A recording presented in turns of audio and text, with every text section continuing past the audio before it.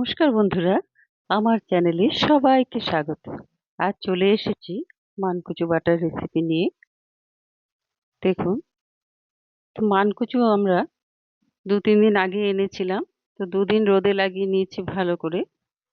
রোদে একটু লাগিয়ে তারপর আজকে এটা তৈরি করলাম। তাই ভাবলাম এই রেসিপিটা আপনাদের সাথেও শেয়ার করে দিই। তো একটু শুকিয়ে যাওয়ার পর এটা করলে ভালো হয়। এবার আমি মানকচুর টুকরোটা নিয়ে নিলাম, সাথে একটা নারকেলও নিয়েছি। দেখুন, এবার মানকচুটাকে আমি একটু কেটে নিচ্ছি।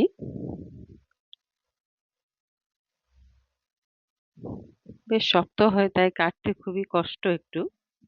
আমাদের এখানে এমনই হয়, দেখুন ভেতরটা একটু দাগ দাগ হয়ে গেছে। আর এটা এনেই খাওয়া যায় না, ২ দিন রাখতে হয়, আবার বেশি দিনও থাকে না, পচে যায় অনেক তাড়াতাড়ি। তো দেখুন, এটাকে আমি টুকরো করে নিচ্ছি। একটু দাগ হয়েছে, তবে নষ্ট হয়ে যায়নি, খাওয়া যাবে।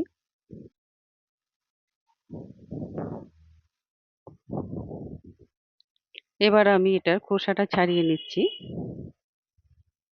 বেশ শক্ত, তাই একটু সময় লাগছে। প্রথমে এটার খোসাটা ছাড়িয়ে নেব। মানকচুটাকেও অনেকে অনেক রকম ভাবে খেয়ে থাকে, তবে আমাদের বাড়িতে এখানে আমরা মানকচুটা বাটাই খাই। তরি তরকারিতে দিই না, বা সেরকম ভাবে মানকচুর কোনো তরকারি করে খায় না। তো এটা শুধু বাটাই খাওয়া হয়। দেখুন, হালকা দাগ দাগ হয়েছে একটু, কিন্তু ভালোই আছে মানকচুটা। কিন্তু একটাই অসুবিধা, বেশি দিন রাখা যায় না। এবার আমি ভালো করে ধুয়ে নিচ্ছি এটাকে।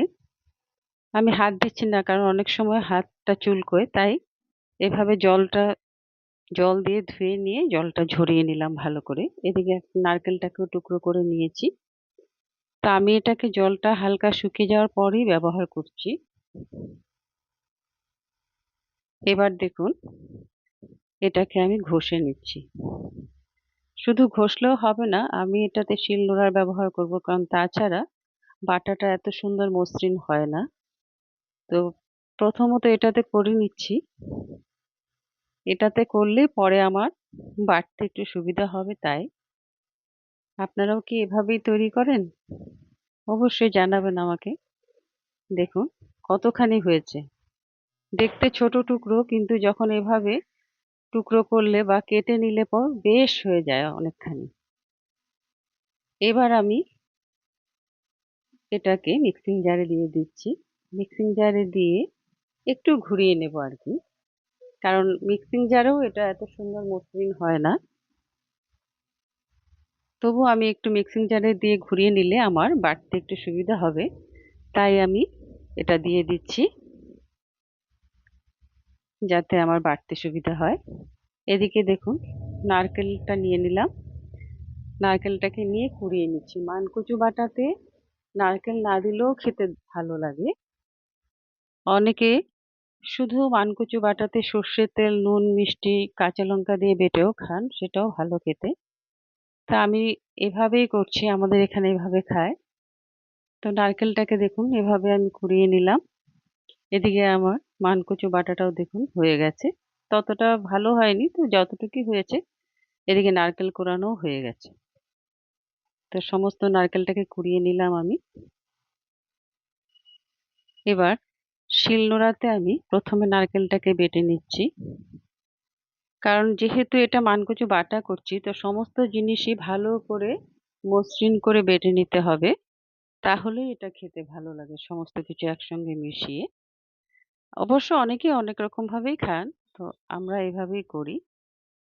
দেখুন, একবারে বাটাতে হয়নি, আমি এখানে দুবার করে বেটে নিয়েছি।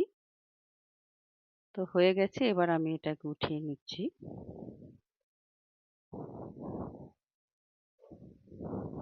এই দেখুন, উঠিয়ে রাখলাম।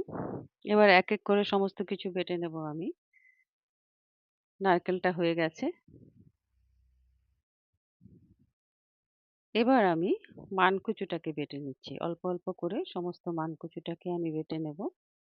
এটা বাটতে খুবই কষ্ট হয়, অনেক শক্ত থাকে এটা। জানি না, মানে আমাদের এখানে তো এমনই হয়, আমরা যে করি, মানে বেশ শক্তই থাকে, তো একবারের বাটাতে কখনোই মসৃণ হয় না, ২-৩ বার বেটে নিতে হয়। তো মানকচুটাকে আমি এখানে ৩ বার বেটে নিয়েছি যাতে ভালো হয় সেজন্য। তো দেখুন, এটাকে আমি বেটে এবার উঠিয়ে নিচ্ছি। কচু জাতীয় যে কোনো কচুই বলুন, সমস্ত কিছুই শরীরের জন্য ভালো। গুণাগুণ আছে অনেক। আর এটার তো স্বাদের তুলনা নেই, এত স্বাদ খেতে। তো দেখুন, এভাবে আমি উঠিয়ে নিলাম। এবার আমি হলুদ আর কালো সর্ষে দিলাম, সাথে কাঁচা লঙ্কা পছন্দ অনুযায়ী, সামান্য নুন, সামান্য চিনি আর সর্ষের তেল দিয়ে সর্ষেটাকে ভালো করে বেটে নেব। তো সর্ষেটাকেও বেটে নিচ্ছি। কারো কারো হাতে সর্ষের দারুণ ঝাঁজ ওঠে, জানি না, আমি এখন করছি এটা। তো ভালো করে বেটে নিচ্ছি এটাকেও আমি ২-৩ বার ভালো করে বেটে নিয়েছি। একবারে বাটাতে হয়ই না। তো সে যাই হোক, দেখুন সুন্দর করে বেটে নিলাম।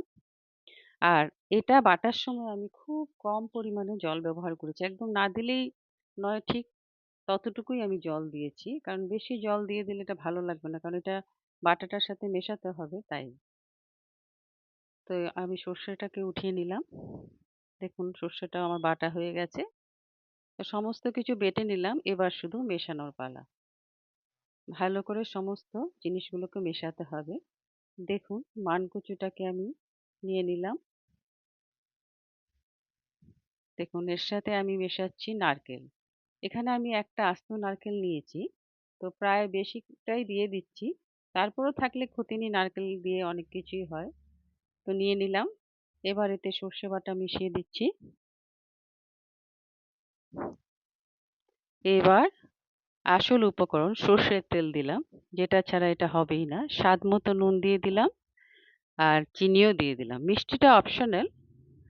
দেখুন, সবকিছু দিয়ে দিলাম। এবার শুধু মেশাবো ভালো করে। আর নুন, মিষ্টি, ঝাল এটার স্বাদ এটাই। যারা মিষ্টি পছন্দ করেন না, মিষ্টি না দিলেও খেতে ভালো লাগে। তো আমরা এ ধরনের বাটায় মিষ্টি দিই ভালো লাগে বলে।